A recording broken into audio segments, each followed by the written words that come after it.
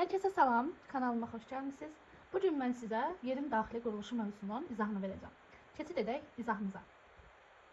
Yerin daxili quruluşu 3 əsas qatdan ibarətdir. Nüvə, mantia və yer qabığı. Yerin tam mərkəzində nüvə yerləşir. Nüvənin üzərində mantia, mantiyanın da üzərində yer qabığı, nazik yer qabığı yerləşir. Nüvənin qalınlığı 3500 km, mantia 2800 km, yer qabığı isə 190 km arasında dəyişir. Nüvə özü də 2 hissədən ibarətdir. Daxili nüvə və onun üzərində yerləşən xarici nüvə. Daxili nüvədə maddələrin temperaturu xarici nüvəyə nisbətən daha çox və sıxlıq daha çoxdur. Çünki daha dərindədir. Nüvə əsasən ağır metallardan, yəni dəmir, nikel kimi materiallardan ibarətdir və radioaktiv maddələrdən, urandır, radiumdur, toryumdur, bunlardan təşkil olunmuşdur. Təzyiq burada çoxdur. 3 milyon atmosferə çatdığı güman olunur. Təzyiq çox olduğuna görə maddələr çip haldadır nüvədə. Nüvə özü də 2 qata bölünür, daxili nüvə və xarici nüvə. Onu da bu şəkildə göstərdim sizə. Mantia. Nüvənin üzərində mantia qatı yerləşir. Mantia özü də 2 hissədən ibarətdir. Alt mantia və üst mantia. Mantiyada maddələrin temperaturu 1000-2500 dərəcə arasında dəyişir. Mantiyada maddələr əsasən ərimiş, lakin yüksək təzyiq nəticəsində sıxılmış maddələrdən ibarətdir. Mantia yer qabığının aşağı sərhədindən 2900 km məsafədə yerləşir. Mantiyanın tərkibi maqnezium, ferium, O2, silisium O2-dən ibarətdir. Bu maddələr maqmanı əmələ gətirir. Yəni yer səthinə çıxan vulkanlar, vulkan püskürmələrinin magma ocağı mantiyada formalaşır. Bu maddələr maqmanı əmələ gətirir və üst mantiyada maddələr ərimiş halda, alt mantiyada isə maddələr çip halda olur. Yəni bunun da əsas səbəbi nədir? Sıxlıqdır. Üst mantiyanın aşağı sərhədində astanosfer qatı yerləşir. Ümumiyyətlə biz litosfer sözünün mənasını qeyd edək. Litos daş, sfera isə təbəqə deməkdir.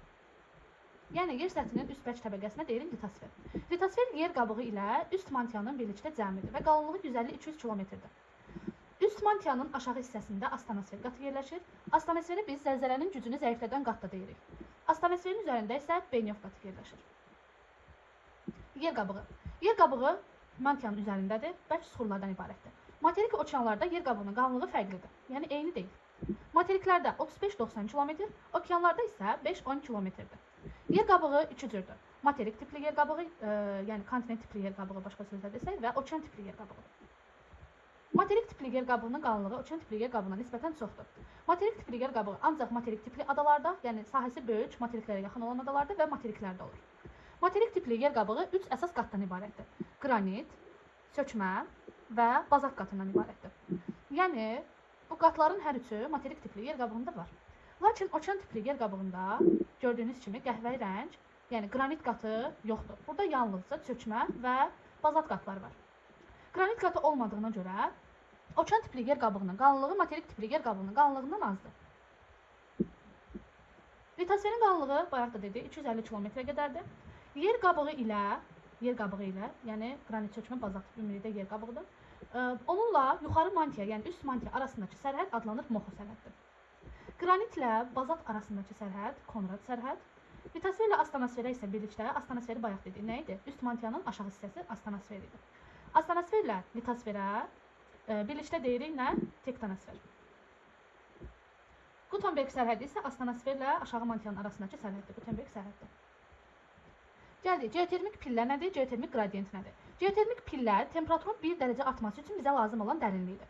Seismik cəhətdən aktiv olan ərazilərində geotermik pillə kiçik olur. Məsələn, Sakit Okean adlı qövsü, Alp Himalay adlı qurşağı, geotermik pillə kiçik olur. Ancaq platforma ərazilərində geotermik pillərin qiyməti böyükdür. Yer qabığında geotermik pillərin orta qiyməti təxminən 33 metrə bərabərdir. Geotermik qradiyent isə yer qabığında hər 100 metr dərinlikdə temperaturun 3 dərəcə artmasıdır. Gəlin geotermik pilləyə aid bir məsələnin izahına baxaq. 40 metr dərinlikdə deyir, süxurların temperaturu 35 dərəcədir. Bəs 205 metr dərinlikdə süxurların temperaturu neçə dərəcə olar? Biz bunun üçün 40 metr ilə 205 metr arasında ilk növbədə hündürlük fərqini tapmalıyıq. 205 çıxılsın 40. Cavab alınır 165 metr. Temperatur hər 33 metrdə 1 dərəcə artırsa, bəs 165 metr aralıqda nə qədər temperatur fərqi yaranacaq? Tənasib qururuq. X bərabərdir 165 bölünsün 33. Buradan da alınır ki 5 dərəcə temperatur fərqi var. Əgər 40 metr dərinlikdə temperatur 35 dərəcədirsə, bu zaman 205 metr dərinlikdə artıq temperatur 5 dərəcə artıq olacaq. Yəni 35 plus 5 cavab olur 40 dərəcə. Ta Taotona qızıl mədəni.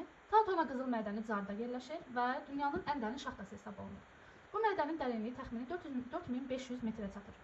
Bu mədəndə hər il təhlükəsizlik tədbirləri görülməsinə baxmayaraq insanlar yüksək temperatur təzyiq şəraitinə dözə bilmir və hər il 5-7 nəfər həyatını itirir.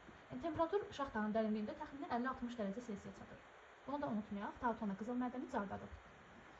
Yer üzündə ümumiyyətlə yerin daxili qatlarını öyrənmək üçün bir çox ölçülər yerin dərinliyinə doğru müxtəlif quyular qazıyırlar və bu quyulardan biri də ölkəmizdə Saltı rayonunda qazılmışdır. Dərinliyi 8300 metrdir.